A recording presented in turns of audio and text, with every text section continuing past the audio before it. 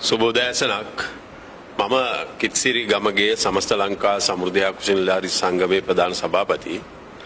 අද සමස්ත ලංකා සමෘද්ධියා කුසල නිලධාරී සංගමේ විදියට මේ මාධ්‍ය හමුව කැඳෙව්වේ විශේෂයෙන්ම රටේ පවතින ආර්ථික අර්බුදය හමුවේ වැඩියෙන්ම පීඩාවට පත් වෙලා ඉන්නේ මේ රටේ අඩු ආදායම්ලාභී ජනතාව. අනේ ජනතාවට සේවය සපයන ප්‍රධාන නිලධාරී කණ්ඩායම සමෘද්ධි නිලධාරීන්.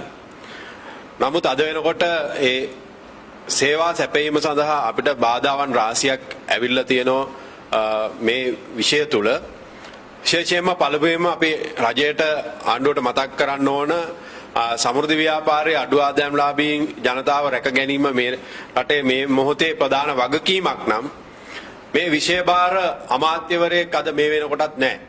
මේ විෂය නොසලකා හැරලා සමෘද්ධි ව්‍යාපාරයට විශාල වගකීම් රාශියක් පවරලා අඩු ආදායම්ලාභී ජනතාව රැක ගැනීම රටේ ආණ්ඩුවේ විශාල වගකීමක් මේ මොහොතේ ආර්ථික අපහසුතාවයට පත් වෙලා තියෙන වෙලාවේ නමුත් මේ විෂය පිළිබඳව සොයා බලන්න ඒ වගකීමෙන් කටයුතු ඉටු කරන්න විෂය භාර අමාත්‍යවරයෙක් නැහැ. ඒ නිසා අපි අතිගරු ජනාධිපතිතුමාට විශේෂයෙන්ම මතක් කරනවා අගමැතිතුමාට ආණ්ඩුවට මතක් කරනවා මේ සමෘද්ධි ව්‍යාපාරයේ ඉදිරි ගමන සහ සමෘද්ධි ව්‍යාපාරයේ අද අඩු ආදායම්ලාභී ජනතාව පත් වෙලා ඉන්න තත්ත්වෙන් ගොඩනගා ගන්න එයාලට ශක්තියක් වෙන්න මේ විෂය භාර තීන්දුව ගන්න අදාළ කටයුතු කරන්න විෂය භාර අමාත්‍යවරයෙක් පත් කරන්න කියලා අපි පළමුවෙන්ම ආණ්ඩුවට මතක් කරනවා.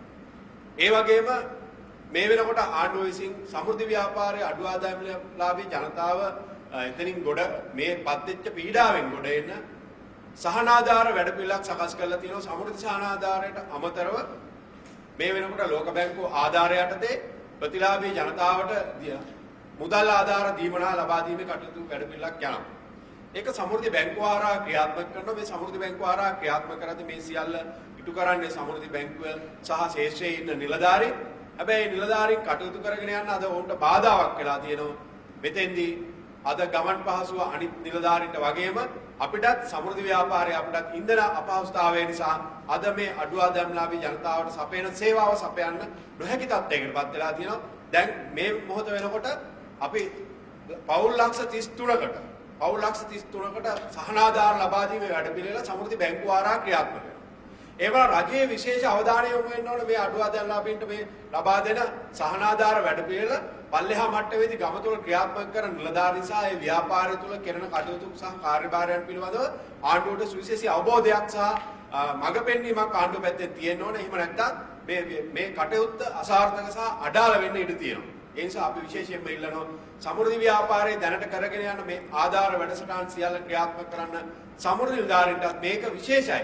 මේක ආණ්ඩුව හිතනවා නම් මේක නොසලකා හරින්න ඕන කාරණාවක් කියලා මේ වෙලාවේ කබලෙන් ලිපට වැටිච්ච ජනතාව රැකගන්න එක අනවශ්‍ය කාර්යයක් කියලා මේක අත්‍යවශ්‍ය සේවාවක් විදිහට සලකන්නේ නැතුව කටයුතු කරනවා නම් සමුනිල්ධාරීන් වල අපටත් ඉන්ධන අපහසුතාවය තියෙනවා. අපිටත් ඉන්ධන නැහැ. අපිටත් ඉන්ධන ගන්න තැනක් නැහැ. ඒ නිසා රජයේ සුවිශේෂී වැඩපිළිවෙලක් අපිට අවශ්‍යයි.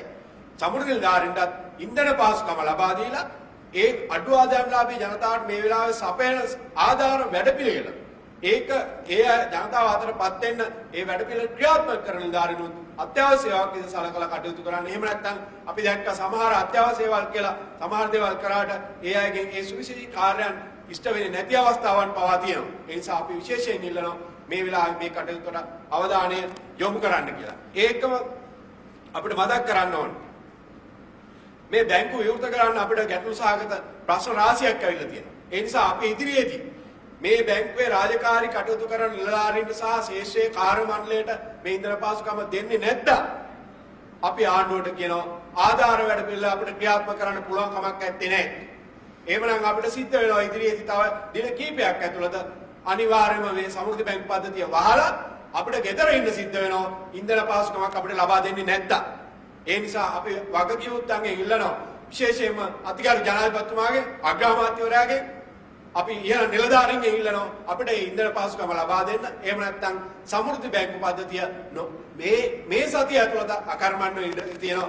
ඒක අපේ වෘත්තීය ක්‍රියාමාර්ගයක් නිසා නෙවෙයි අපේ නිලධාරීන්ට ඒ සඳහා රාජකාරී වාර්තා කරන්න පැමිණෙන්න ක්‍රමවේදයක් නිසා. විශේෂයෙන්ම සමෘද්ධි බැංකුව පිටරලා තියෙන්නේ ගමේ නගරේ නෙවෙයි මේවා ගම් තුල පිටවල තියෙන. ඒ නිසා ගම ඇතුලේ කිලෝමීටර් 15 25 30 ගම ඇතුලේ තියෙන සමෘද්ධි බැංකුව. එතකොට ඒකට යන්න එන්න පහසුකම් නැහැ.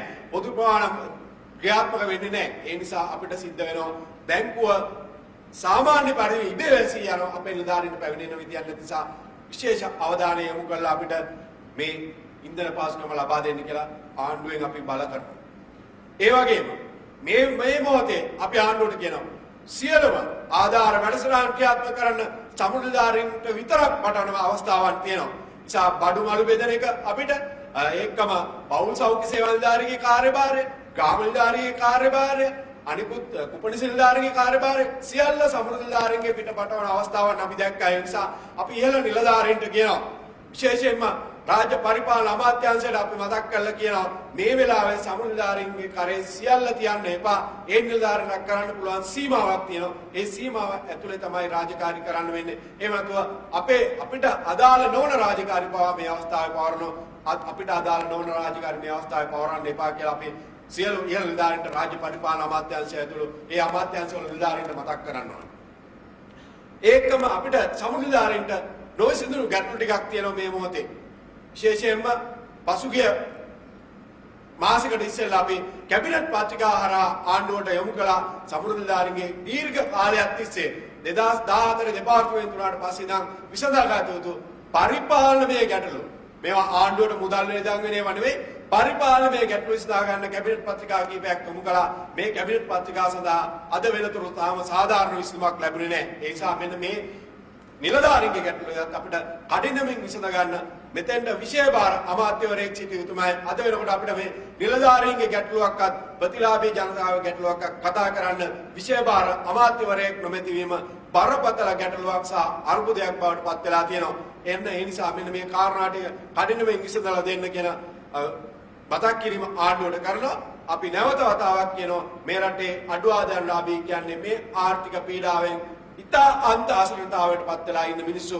ඒ මිනිස්සු ආණ්ඩුව විසින් රැකබලාගත යුතුයි. එහෙනම් ඒ රැකබලා ගැනීමේ කාර්යභාරය පවරලා තියෙන්නේ සමෘද්ධි ව්‍යාපාරයට නම්, සමෘද්ධි නිලධාරීන්ට නම්, සමෘද්ධි බැංකු පද්ධතිය හරහා නම් ක්‍රියාත්මක වෙන්නේ. මේ සියල්ල අත්‍යවශ්‍ය සේවා බවට පත් කරලා කටයුතු කරන්න. එසේ නැත්නම් අනිවාර්යයෙන්ම මේ සතිය ඇතුළත අපි මේ බැංකු ටික වසා දමලා ඒ ක්‍රියාදාමයෙන් ඉවත් වෙන්න සිදු වෙනවා. ඒකට අපි කනගාටු පළ කරනවා මේ රටේ අඩු ආදායම් ලාභී ජනතාව ගැන ආණ්ඩුව සොයා බලන්නේ නැහැ කියන එකයි අවසානයේ අපිට කියන්න වෙන්නේ. වෙන කියන්න දෙයක් අපිට ඉතුරු වෙන්නේ නැහැ. දැන් උතුමාලට වසම යන්න නෑ. ඒ ඉතනකට උතුමාලට වසම යන්න බයිසිකලයක් තිබ්බා නැති කියලා. අපිට වසම යන්න බයිසිකලයක් තිබුණම හොඳටම ප්‍රමාණවත්. අපි කියනවා හැබැයි අපිට බයිසිකලේ වතුර දාලා යන්නේ නැහැ. බයිසිකලේට ඉන්ධන දාන්න ඕන. අන්න ඒ නිසා ඉන්ධන යොදන්න ක්‍රමවේදයක් හදලා දෙන්න කියලා තමයි අපි විශේෂයෙන්ම මේ මොහොතේ ආණ්ඩුවට කියන්නේ. අපිට පොදු ප්‍රවාහන සේවා නැතත් අපි යතුරු පැතියට අඩුතරමේ ඒ සතියක් තුළ දුවන්න පුළුවන් ඉන්ධන ප්‍රමාණයක්වත් අපිට ලබා දෙන්න කටයුතු කරන්න කියන එක තමයි අපිට කියන්නේ. නමුත් දැන් කීපයකට අත සේවා කරලා තියෙනවානේ. ඒ උතුමාලම මෙහෙම නොසලකා හැරලා මොකද මේ වැඩක් දෙන්නේ? අපි විශ්වාස කරනවා මම ඒක තමයි කියන්නේ. ආණ්ඩුව හිතනවා නම් මේ කබලෙන් ලිපට වැටිච්ච ජනතාවද රැක ගන්න ඕන. එහෙම නැත්නම් එහෙම නැති කොටසක්ද රැක ගන්න ඕන කියලා ආණ්ඩුවක් විදියට ඇස්සරලා බලන්න ඕන. මේ අඩු ආදායම් ලාභී මේ රටේ දුප්පත් ජනතාව තමයි මෙතනින් දැඩි අසීරුතාවයට පත් වෙලා තියෙන්නේ. ඒ මිනිස්සු රැක බලා ගන්න කණ්ඩායම අත්‍යවශ්‍ය සේවා නෙවෙයිද කියලා අපි ආණ්ඩුවේ ගන්න. උතුමාලට දැන් ඒකෝට දැන් සමෘද්ධි බැංකුව වලින් දැන් මේ වෙනකොට ජනතාව මොනවද කරන්නේ? මේ මොහොතේ අපි පවුල් ලක්ෂ 33කට සමෘද්ධි බැංකුව හරහා සමෘද්ධි ලාභීන් 17,65,000කට සහ ඉතුරු සියල්ලම පවුල් ලක්ෂ 33කට ලෝක බැංකුව ආධාරයට දෙන ආධාර මුදල් ඒකම වැඩිහිටි දීමනා ලබන අයගේ පොරොත්තු ලේඛන වල අයට, පිළිකා රෝගයේ පොරොත්තු ලේඛන අයට, වෙනත් ආබාධිත පොරොත්තු ලේඛන වල අයට මේ සියල්ලට ආධාර මුදල් ගෙවන්නේ සමෘද්ධි බැංකුව හරහා. දැන් කොහොමද කරන්නේ?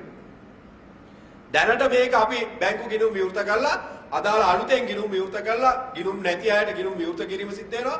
බැංකු පද්ධතිය හරහා ගෙවීම් කරනවා. කිසිම ගැටලුවක් වෙලා නැහැ. මේ දක්වා අපි අසීරුවෙන් අමාරුවෙන් කරන් ඇවිල්ලා තියෙනවා. හැබැයි ඉදිරි දින කිහිපය තුළ අපිට ක්‍රියාත්මක කරන්න බැරි මට්ටමක් ඇවිල්ලා තියෙනවා අපේ නිලධාරීන්ට පැමිණීමට නොහැකි වීම නිසා. අසීරුවෙන් කියන්නේ පයින්. වශයෙන් කියන්නේ මේ මොහොත වෙනකොටත් අපේ නිලධාරීන් මේ රාජකාරියට වාර්තා කරන්නේ එක්ක තමන්ගේ තියෙන පාපැදියේ එහෙම නැත්නම් තමන්ගේ කිලෝමීටර් 2 3ක් 4ක් පාගමනින් ඇවිල්ලා මේ වෙනකොට කටයුතු කරලා තියෙනවා. ඒ අපි ජනතාව ගැන හිතලා මේ දක්වා මේ කටයුතු කළේ. හැබැයි තව දින කීපයක් ඇතුළත අපිට මේ ඒ කාර්ය ඒ ආකාරයෙන් දිගටම නිලධාරීන්ට කරන්න බැරි නිසා තමයි සංගමයක් විදිහට අපි ක්‍රියාමාර්ගයක් ගන්න බලාපොරොත්තු වෙනවා. ඉදිරි දින කීපය ඇතුළත අපිට ඉන්ධන පහසුකම් ලබා දෙන්න නැත්නම් සමෘද්ධි බැංකුව ඉබේ වැසී යන තත්ත්වයක් ඇති වෙයි කියලා අපි ආණ්ඩුවට කියනවා. දැන් ඔබතුමා පාගඩි කියනවනම් දිගටම රජයේ ඉදිරියට පාගඩි යන්න කියන එක වැඩේ කරනවා. අපි ඒ ජනතාව ගැන හිතලා හැමදාම පාපැදියේ යන්න අපිට පුළුවන් කමක් නැහැ. ශේෂ්ත්‍ර නිලධාරීන්ට ශේෂ්ත්‍රයේ වසමේ ඇවිදින්න තියෙනවා. ඒ සමහර ලාවට ඒ ඇවිදින ගමන් බිමන් ටික යන්න වසමක් තුල ඇවිදිනකොට සමහර දුෂ්කර ප්‍රදේශවල පාගමනින් යන්න වෙනවා. යතුරු පැදියෙන් ගියත් පාපැදියෙන් ගියත් පාගමනින් යන්න වෙන නිලධාරීන් මේ රටේ ඉන්නවා දුෂ්කර පළාත්වල. හැබැයි ඒ ස්ථානයේ රාජකාරී වාර්තා කිරීම සඳහා යතුරු පැදියක් අත්‍යවශ්‍යමයි. එහෙම නැත්නම් කරන්න පුළුවන් කමක් නැත්තේ නේ. ඔබතුමා රජයේ තර්ජනයක්ද කරන්නේ අපි මේ සේවයෙන් ඉවත් වෙනවා කියලා නැත්නම් මොකක්ද? මේ මොහොතේ අපි වෘත්තීය සංගමයක් විදිහට තර්ජනයක් කරනවා නෙවෙයි මේ ගැන සොයා බලන්න. ආණ්ඩුවට තර්ජනාත්මකව අපි කියන්න සිද්ධ වෙලා තියෙනවා මේ ගැන නොසලකා හැරීම නිසා. ඒ නොසලකා හැරීම පේනවා මේ පිළිබඳ සොයා බලන්න විශේෂ භාර අමාත්‍යවරයෙක්පත් නොකිරීම. එතකොට ආණ්ඩුවේ නොසලකිල්ල හොඳටම පැහැදිලි මේ විෂයට ඇමතිවරයෙක් නොමැති වීම තුළ මේ විෂය කරන කාර්යභාරයන් සොයන්න කවුරුවත් නැතිවීම. නිසා අපි විශ්වාස කරනවා ආණ්ඩුවට අපිට තර්ජනය කළා හරි අපිට කියන්න සිද්ධ වෙනවා ඇමතිවරයෙක් පත් කරන්න. එහෙම නැත්නම් මේ ව්‍යාපාරයේ සහ අඩු ආදායම්ලාභී ජනතාවගේ සේවය අතරමඟ කඩාකප්පල් වෙයි.